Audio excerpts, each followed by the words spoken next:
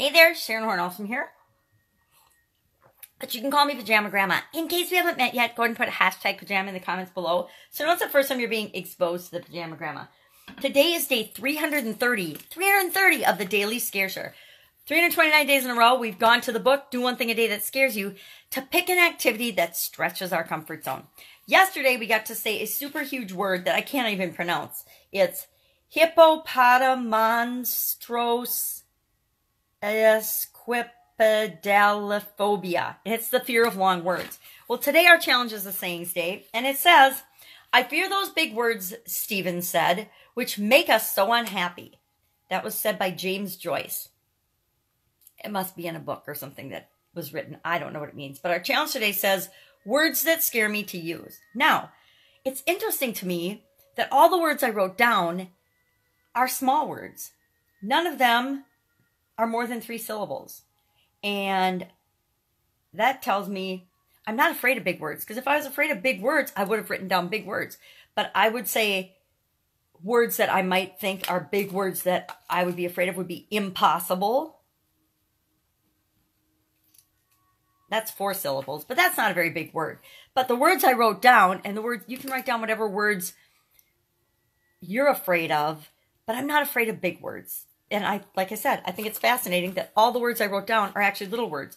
Words like try, hope, suffer, can't, shouldn't, excuse, doubt, worry, fear, blame, hustle, because I have kind of mixed feelings about the word hustle, because I used to hustle through my life and that didn't turn out very well. Limited, and control. Those are the words I wrote down that scare me. And they don't scare me from a, ooh, I'm scared, heebie-jeebie, afraid of those words. They're words that I don't use very often, and I catch myself every time I use them. Every time I say the word can't, even in an appropriate sentence, I get this twingy feeling because my dad always raised us to believe that there's no such thing as can't. There's, I don't want to do it. I won't do it. I don't feel like doing it.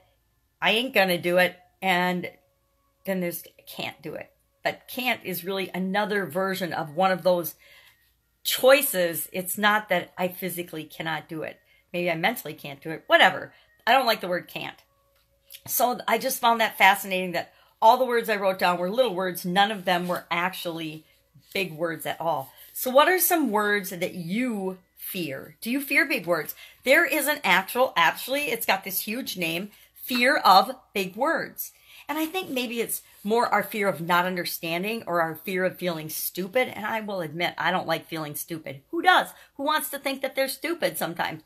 But guess what? We all are. Because we live in a world with so much information and so much knowledge. It's totally impossible to know a lot of things, much less everything. It's, we're just lucky we know a little bit about certain subjects and a lot about some subjects. And the vast majority of things just are outside our experience and we know nothing about them. And that's perfectly okay.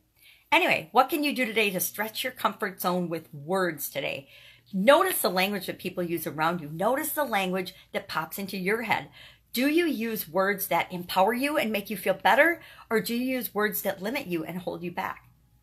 Those are the words to be afraid of. That's it. Have a fantastic day. I will, of course, be with you tomorrow. Don't be scared. You got this.